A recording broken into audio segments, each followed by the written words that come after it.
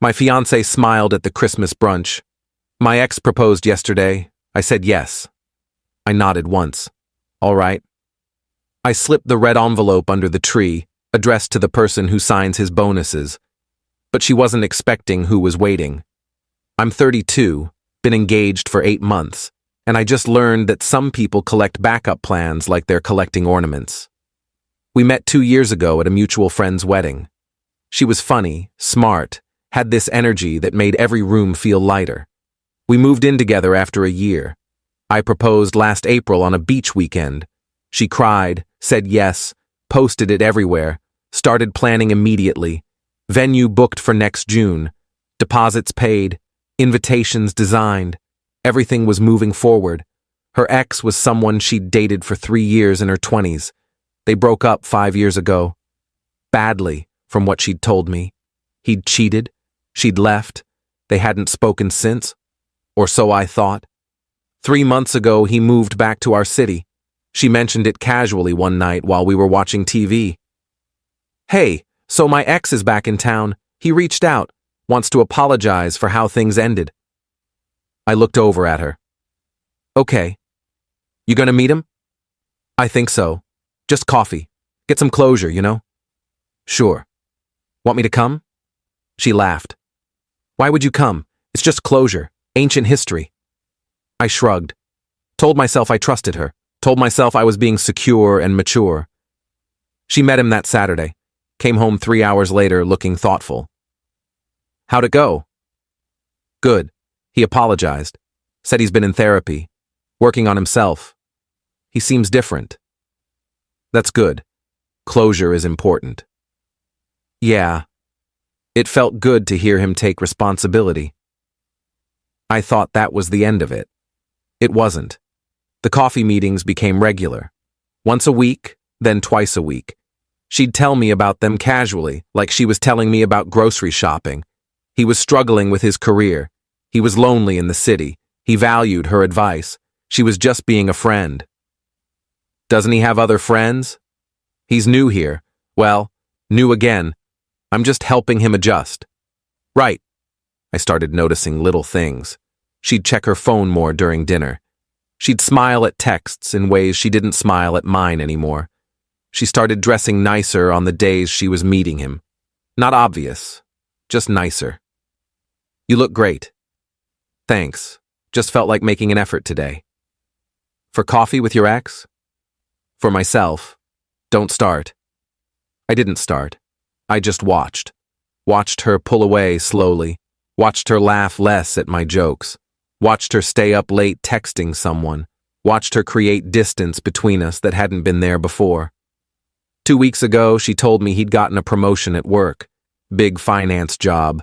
VP level. Making serious money now. Good for him. Yeah, he's really turned things around. Glad to hear it. She looked at me like she wanted to say something else. Didn't. Just went back to her phone. Last week, my company's Christmas party happened. She didn't come. Said she wasn't feeling well. I went alone. Came home around 11. She was already in bed, phone face down on the nightstand. We barely talked. 3 days ago, we went to her parents' house for their annual Christmas brunch. Big family thing. Her parents, siblings, aunts, uncles, cousins, everyone. I'd been to these before. Usually they were loud, chaotic, fun. This year felt different. We were sitting at the long dining table. Her mother had made her famous cinnamon rolls. Everyone was talking over each other. Normal family noise. I was reaching for the coffee when she turned to me, smiled, and said it. My ex proposed yesterday. I said yes. The table went quiet. Not completely. Just our section. Her mother heard. Her sister heard. They stared. I put the coffee pot down carefully, looked at her. Her smile was strange, proud almost, like she was announcing good news. You said yes. I did. To marrying him. Yes. While you're engaged to me. I know it sounds complicated. I nodded once. All right. Her mother spoke up.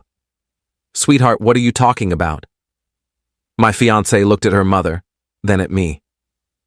I've been thinking about this for weeks. He's changed. He's stable now, successful. He can give me the life I want. And I can't? You're comfortable. You're safe. But he's more. Her sister's jaw actually dropped. Are you serious right now? My fiancé's face was calm, too calm, like she'd rehearsed this. I'm being honest. I care about both of you, but I have to choose what's best for my future. I stood up. Excuse me, I need some air. I walked out to the backyard. Her father followed me out 2 minutes later. Son, I don't know what's happening, but that's not right. No, it's not. What are you going to do? I'm going to handle it. How? I looked at him. I work in corporate consulting. I know people, including people at his company. His eyes widened slightly. You know where he works? She mentioned it 2 weeks ago. VP at a finance firm downtown. Specific firm. She was very proud when she told me. What are you thinking? I'm thinking his company has a very strict ethics policy. I'm thinking workplace relationships have to be disclosed. I'm thinking proposing to someone while she's engaged to someone else might be considered a moral character issue, especially if you're a VP. Her father was quiet for a moment. You're going to report him? I'm going to inform the right people. What they do with it is up to them. That's harsh. So is proposing to my fiancée at a Christmas brunch. He nodded slowly. Fair enough. Do what you need to do. I went back inside, grabbed my coat. My fiancé was still at the table, looking confused that I'd left. Where are you going? Home. You stay. Enjoy brunch with your family. We'll talk later. Don't be dramatic. I'm not being dramatic. I'm being done. I drove home, went straight to my office, opened my laptop. I'd met the CEO of her ex's company at a conference 2 years ago. We'd exchanged business cards, stayed in touch occasionally, professional network stuff. I drafted an email, professional, polite, concerned citizen who thought they should know about a VP's conduct, attached screenshots of my fiancé's social media where she'd posted our engagement photos, attached a timeline of when her ex had started reconnecting with her, attached nothing that could be considered slander, just facts and dates and public information. I didn't mention the proposal directly, didn't need to. Just raised questions about whether someone in a senior leadership position should be pursuing a committed relationship with an engaged woman. Framed it as a concern about judgment and ethics, printed the email, put it in a red envelope, didn't seal it. Wanted them to see what was inside before opening fully. My fiancé came home 4 hours later. I was sitting in the living room. Our Christmas tree was in the corner, lights blinking. Presents underneath that suddenly felt meaningless. We need to talk. I gestured to the couch. Go ahead. She sat down. I know that was a lot to process. It was. But I need you to understand. I still care about you. You've been wonderful. But he's offering me something different. What's he offering? Security, success, a real future. And I'm not offering that. You're offering a comfortable life. He's offering an exceptional one. Right. The VP money. It's not about money. It's exactly about money. It's about stability. About knowing I'll be taken care of. You're already taken care of. We have a good life. Good isn't great. I stood up. Here's what's going to happen. I'm keeping the apartment. Your name isn't on the lease. You have 2 weeks to move out. You can't kick me out. I can, and I am. Take your things. Go live your exceptional life. This is vindictive. This is self-respect. You're not going to have both of us on the line while you decide which option is better. You made your choice. Live with it. She stood up, angry now. You're being cruel. I'm being done. There's a difference. She grabbed her purse. Fine. I'll stay with my sister tonight. But we're not finished talking about this. Yeah, we are. She left. Slammed the door. I sat back down, looked at the Christmas tree, at the red envelope I'd placed under it earlier. addressed it in neat handwriting to the CEO, care of his office address. I'd mail it Monday morning.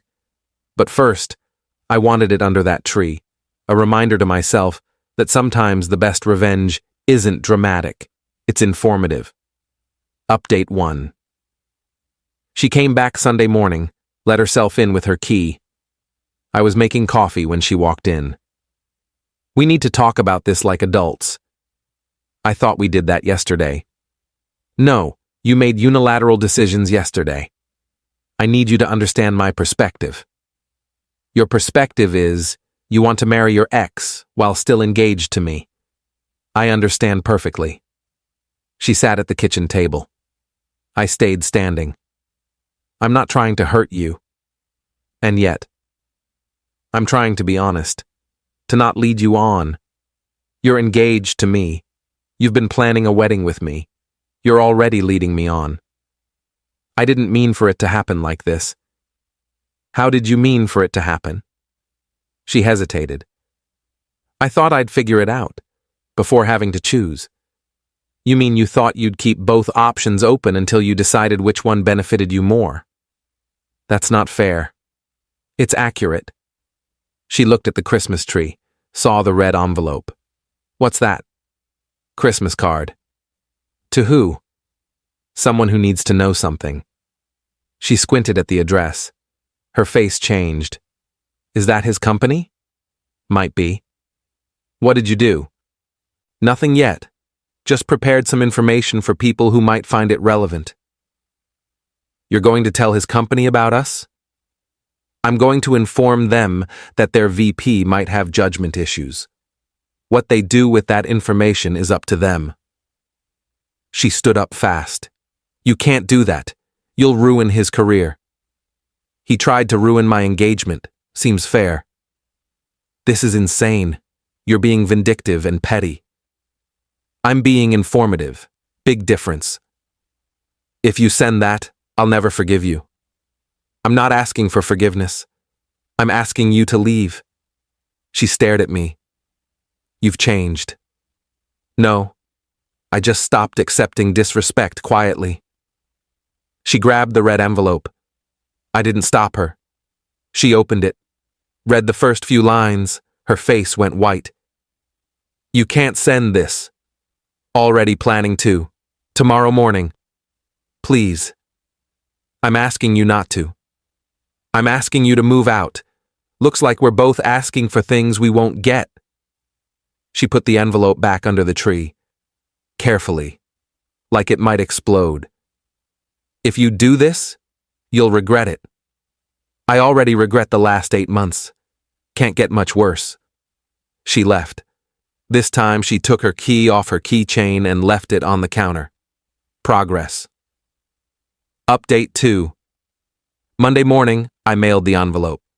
Certified mail. Signature required.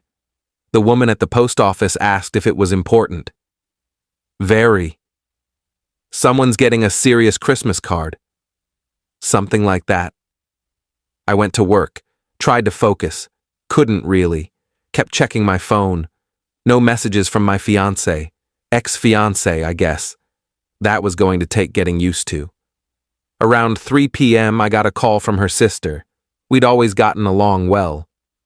Hey, can we talk? Sure. Not on the phone. Can you meet me for coffee after work? Yeah, the place on 5th? Perfect, 6, okay? I'll be there. I showed up at 5:50. She was already there, looking stressed. Thanks for coming. Of course, what's going on? My sister told me what happened. All of it. All of it? About her saying yes to both of you. About you mailing something to his work. She's freaking out. Good. I'm not here to defend her. What she did was wrong. But I need you to understand something. Okay. She took a breath.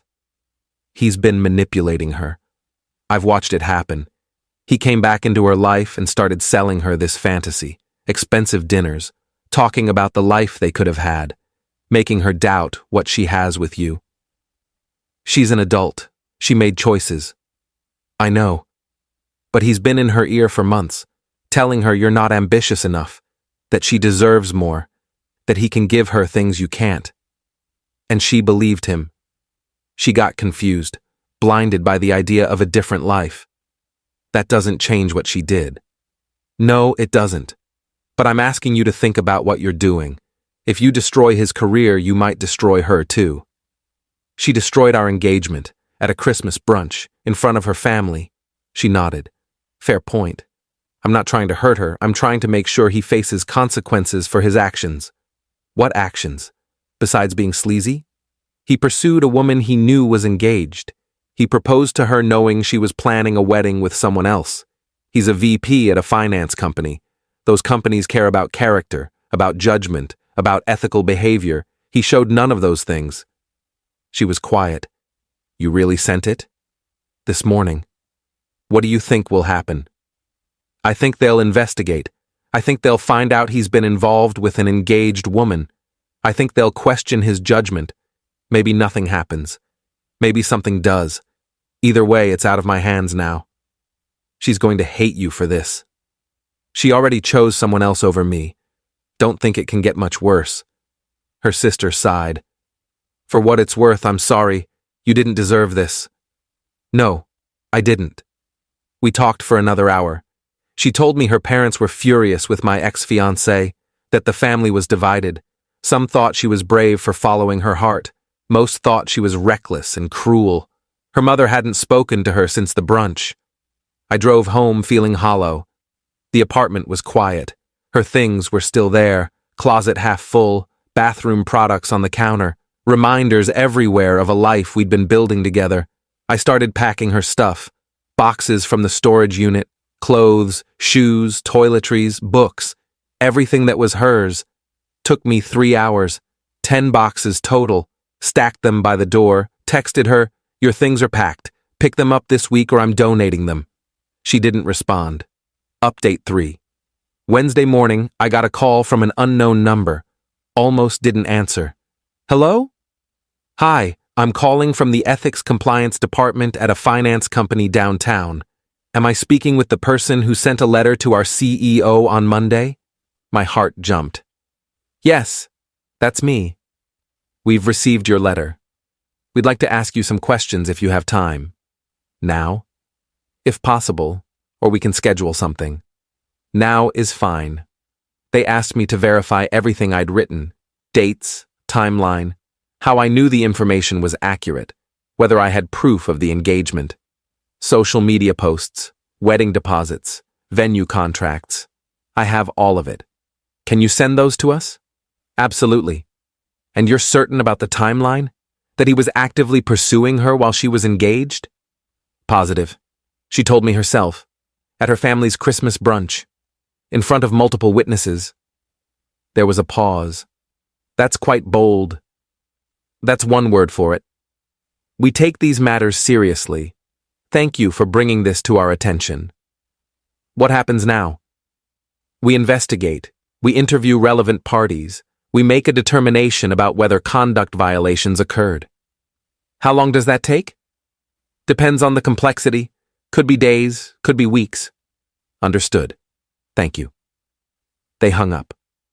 I sat there staring at my phone. It was real. They were actually investigating. Part of me felt satisfied. Part of me felt sick. My phone buzzed. Text from my ex-fiancé. Did you really call his job? I texted back. I sent a letter. They called me. You're destroying his life. He tried to destroy mine. Seems fair. I'll never forgive you for this. You already chose him over me. Your forgiveness isn't something I need. She didn't respond. That night, her ex called me. I was surprised he had my number. Shouldn't have been. She probably gave it to him. We need to talk. No, we don't. You sent a letter to my company about me. I sent a letter about ethical concerns. Whether it's about you specifically is between you and your conscience. You're trying to ruin my career. I'm trying to make sure people know who they're promoting into leadership. Big difference. This is because of her. This is because you pursued someone else's fiancé and proposed to her while she was planning a wedding. That's not love. That's ego. You don't know anything about us. I know enough. I know she was happy until you showed up. I know you sold her fantasies about a life you probably can't even deliver. I know you're exactly the kind of person who makes impulsive decisions that hurt people, which is exactly why your company should know about it. If I lose my job over this, then you'll have consequences for your actions. Welcome to adulthood. I hung up. He called back 3 times. I didn't answer. Update 4 Friday. My ex-fiancée showed up at my apartment. She looked tired, eyes red like she'd been crying. Can I come in? I stepped aside. She walked in, saw the boxes stacked by the door. You packed everything. You need to take them. She sat on the couch. I stayed standing. He got suspended. Who? Don't play dumb. You know who. They suspended him pending investigation. Put him on leave. He might lose everything. That's not my fault. Yes, it is. You sent that letter. I reported concerns. What they do with it is their choice. You ruined him. He ruined himself. I just made sure the right people knew about it. She looked at me with something like hatred. I thought you were better than this. I thought you were better than saying yes to 2 proposals. Guess we were both wrong. I made a mistake. Which part? Saying yes to him? Or telling me about it at a family brunch? She didn't answer. Here's the thing. You wanted to keep both of us as options. You wanted me as the safe choice and him as the exciting choice. You wanted to see which one worked out better before committing. That's not love. That's shopping. That's not true. It's exactly true. And now one of your options is suspended from work and the other one is done with you entirely. So you get neither. Congratulations. I still love you. No, you don't. You love the idea of having backup plans. You love the security I represented. But you don't love me. If you did, you wouldn't have been able to say yes to someone else. She started crying. I don't know what to do. Move out. Take your boxes. Figure out your life. That's what you do. Can we try again? After things calm down? No. Please. I made a mistake. I see that now. You made a choice, a deliberate choice, and now you're dealing with consequences. That's not a mistake. That's cause and effect. She stood up. You're going to regret this. Maybe, but at least I'll regret it while respecting myself. She grabbed 2 of the boxes, left without another word. Came back an hour later for the rest. Didn't say anything, just loaded her car and drove away. I changed the locks that afternoon. New keys, new codes on the door, new everything. Final update. It's been 6 weeks. The investigation concluded. He was placed under investigation and put on leave. Turns out the ethics violation wasn't even the biggest issue. During the investigation, they discovered he'd been inflating his expense reports and billing personal purchases as client entertainment. My letter just started the process that uncovered everything else. My ex-fiancée's family reached out last week. Her mother called. I want you to know we don't blame you for what happened. I appreciate that.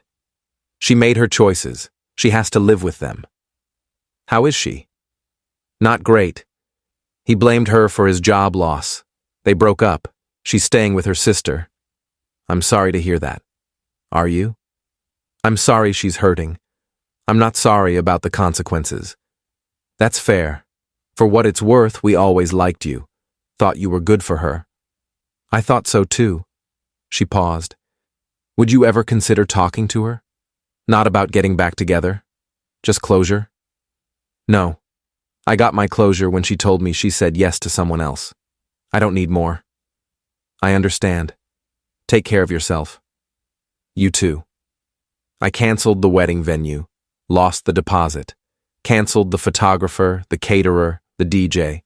Some gave partial refunds, most didn't. Cost me about $5,000 total. Worth it. I kept the ring. Not sure what to do with it yet. Maybe I'll sell it. Maybe I'll keep it as a reminder. Haven't decided. My apartment feels bigger now without her things in it. Emptier, but cleaner. Like I can finally breathe without worrying about someone else's agenda. I'm not dating. Not ready. Maybe not for a while. But I'm okay with that. Better to be alone than to be someone's backup plan. The red envelope changed everything. Not just for him, for me. It was the moment I decided I was worth more than being someone's safe option while they explored better alternatives. She thought she could have it both ways. Thought I'd wait while she figured out which life she wanted more. Thought announcing it at Christmas brunch would somehow make it acceptable because it was honest. But she wasn't expecting who was waiting. Not a person. A consequence. The kind that comes from thinking you can betray someone without any of it catching up to you.